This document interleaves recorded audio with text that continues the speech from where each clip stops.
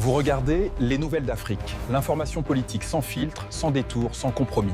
Du Maghreb à l'Afrique australe, du Sahel à l'océan. Lopin des terres.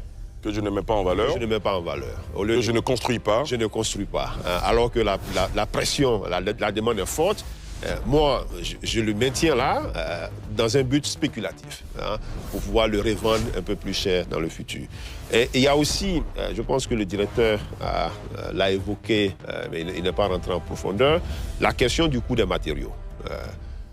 Vous avez parlé de l'accès au financement, mais la plupart des matériaux qui sont utilisés pour la construction du logement en Côte d'Ivoire, c'est des matériaux qui sont importés. Nous, à l'époque, on avait travaillé avec le ministère des Mines sur la politique intégrée des ressources minérales et de l'énergie. On a constaté qu'en Côte d'Ivoire, on a à peu près 5 milliards de tonnes de fer qui sont inexploitées. Et l'idée pour nous, ça offre une opportunité pour développer une industrie métallurgique en Côte d'Ivoire. Donc, si on se projette dans le moyen et long terme, je pense qu'il y a des opportunités justement qui pourraient aider l'État à jouer sur le coût des matériaux de construction.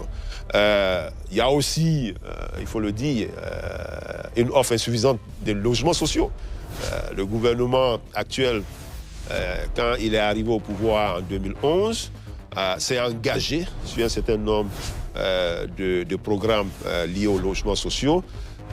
L'Ivoirien lambda que je suis a eu l'impression que cet engagement-là ne s'est pas matérialisé au rythme auquel le président de la République l'avait envisagé. Qu'on rencontre quelques difficultés du fait que c'est vrai, il y a la pression démographique, l'offre est plus élevée que les logements disponibles.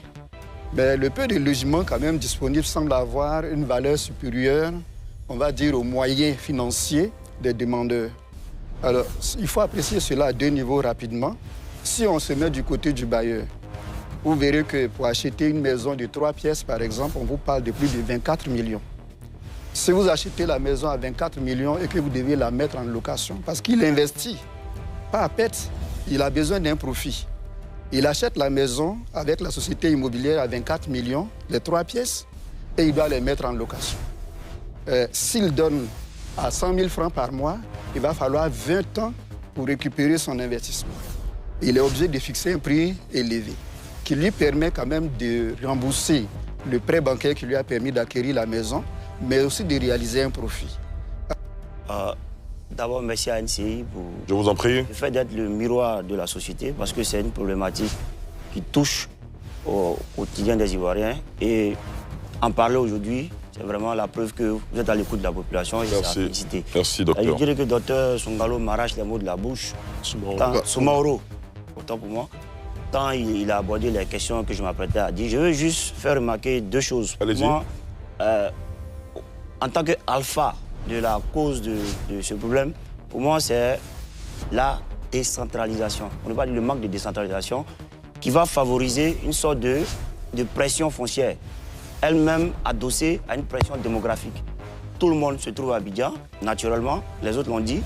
Quand la demande devient plus forte que l'offre, c'est le b.a.-ba en matière d'économie, les prix vont monter. Et il y a aussi le fait de ce qu'on pourrait appeler aujourd'hui une économie invisible. Ce n'est pas tracé, mais c'est une nouvelle réalité depuis des années à Abidjan. La question du blanchiment d'argent. On a des personnes qui disposent d'argent liquide et qui ne lésinent pas sur les moyens quand il s'agit de payer, quand il s'agit de mettre en location, quand il s'agit de faire fructifier également leurs biens.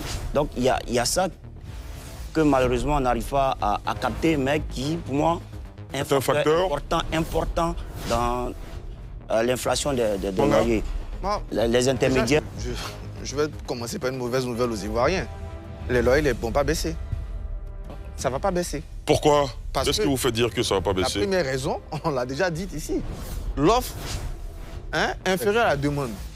Donc la logique économique fait que on va encore se serrer les dents. Deuxième chose que je vais dire avant de rentrer dans la profondeur de ma réflexion, on se trompe même en restant sur Abidjan.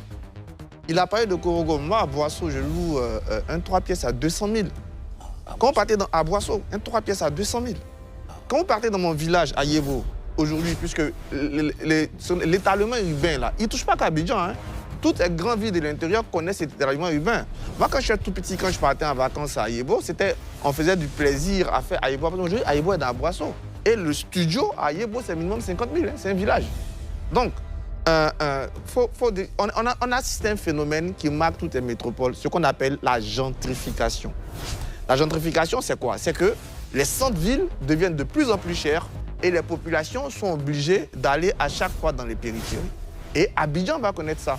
C'est un phénomène qui est déjà mondial. Abidjan connaît déjà. Tu connais déjà. Après, il nous reste quand même quelques leviers. Je vais revenir sur une deuxième chose qui est importante, c'est le coût même du foncier. Moi, je suis très à l'aise parce que j'ai grandi à Bingerville et à Songon. C'est les deux villes où j'ai grandi. Mais je me moque toujours de papa parce qu'en 98, à Badiankout et Songon, il y a quelqu'un qui est venu voir mon père pour lui vendre un terrain à 100 000 francs. 98, il y a à peine 20 ans. Aujourd'hui, 10 millions, vous n'êtes pas 10 millions, n'allez pas à Badiankout, hein, on ne vous regarde pas. Donc, en 20 ans, on a multiplié par 100 le coût du terrain. Je ne parle même pas encore du matériel, du maçon qui te faisait la maison à combien aujourd'hui, etc. Donc, il ne faut pas qu'on se voie la face. On va continuer, c'est dommage. Néanmoins, il y a des éléments qu'on peut toucher. Le premier élément, troisième problème, dès que l'État met une route quelque part, c'est la mort. C'est que le quartier, il n'est pas habité, il est habité. Le loyer est à 250 000. Dès qu'on entend, aujourd'hui, n'habitez plus autour de la Y4, vous êtes mort.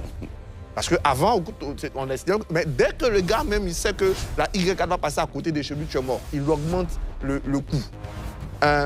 Mais on peut agir sur certaines choses. La première chose sur laquelle on a dit, c'est la fiscalité. La fiscalité contre la spéculation. Parce qu'aujourd'hui, dès qu'on parle d'un Ivoirien, il a 10 terrains. Il a 10 terrains, il n'a même pas construit un. Mais il espère que dans 5 ans, ils sont contents de le dire, mais il faut taxer ceux qui ont plus de 2 terrains. Il faut mettre une fiscalité de malade sur le troisième terrain pour que celui qui ne puisse pas exploiter son terrain se sente obligé de le vendre. Parce que sinon, on va encourager la spéculation. Donc moi, je veux qu'on ait une fiscalité, monsieur le député, une fiscalité plus dure sur ceux qui possèdent un plus de 2 terrains sans les exploiter. Parce qu'ils plongent tout le monde dans la spéculation. Deuxième chose sur laquelle il faut agir, c'est la mobilité. Comme j'ai dit, les phénomènes de gentrification vont s'accroître. Donc, il faut qu'on ait la possibilité pour quelqu'un qui a Dabou, qui a Songo, on commence déjà à travailler, mais il faut accentuer ça. Pour que la distance temps soit réduite. Pour que tout le monde n'ait plus l'ambition des centres-villes. La décentralisation peut être une solution. Malheureusement, elle entraîne l'effet inverse. C'est qu'on est ivoirien. Quand le gars arrive, qui loue 3 pièces à Abidjan à 250 000, qu'il arrive d'une ville où c'est 150 000, il dit au propriétaire, ah bon, moi tu m'as sauvé à Abidjan, là-bas c'est 250 000. Et puis hop, le propriétaire il entend ça le lendemain, il dit, ah bon, comme il y a 2-3 Abidjanais qui sont venus, qui sont tellement contents de mes personnes, il augmente le prix. Mais c'est une logique économique normale. Donc il faut agir sur la fiscalité pour tuer tous ceux, tuer entre guillemets, hein, tous ceux qui ont plus de 2 terrains et qui veulent travailler sur la spéculation. Un autre truc, c'est qu'il faut rendre fiables les terrains. Parce qu'aujourd'hui, tout le monde a tellement peur des terrains que dès que quelqu'un a cédé sur un terrain, il estime qu'il y a une garantie forte et du coup, il explose le terrain. Je pense qu'il est réel, il est partagé, il est objectif. Les loyers et les logements sont très chers. Les grands avocats, les grands universitaires ne sont pas concernés. Ils sont très chers. Ah, si. Enfin, d'accord, je referme la parenthèse. De toute façon, les universités, on n'a pas beaucoup d'argent. Non, mais il faut quand même... Ça reste à voir. Il faut quand même être équitable. Il faut penser aux autres. Bien sûr, maître. Aux plus faibles, voilà. Donc c'est la réalité, les loyers sont très chers et puis bon... Cette situation qui se génère de plus en plus met vraiment en cause le droit au logement, qui est un droit fondamental de l'homme, en vertu duquel l'État doit s'assurer de ce que chaque citoyen ait un logement décent, un logement sécurisé, un logement abordable. C'est vrai, l'État fait beaucoup. L'État, dans la légifération, dans les aides, dans les subventions, l'État fait beaucoup, mais c'est encore insuffisant. C'est encore insuffisant pour pouvoir faire respecter ce droit fondamental.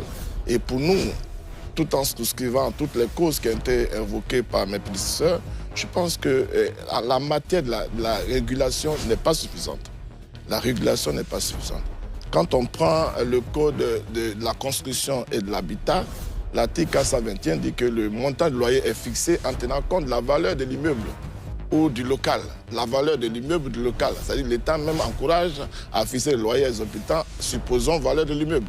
Il n'y a pas d'encadrement de loyer, comme ça existe en France avec la loi Elan, où il y a un encadrement de loyer, où il y a un montant, un loyer de référence, un moyen de loyer de référence maximum et minimum sur lequel tout le monde doit se tenir. Je pense que l'État peut le faire. L'État peut aller à l'encadrement de loyer. Vous voulez plus? Abonnez-vous et activez la cloche pour ne rien manquer. Rendez-vous demain, même heure, même chaîne. À bientôt.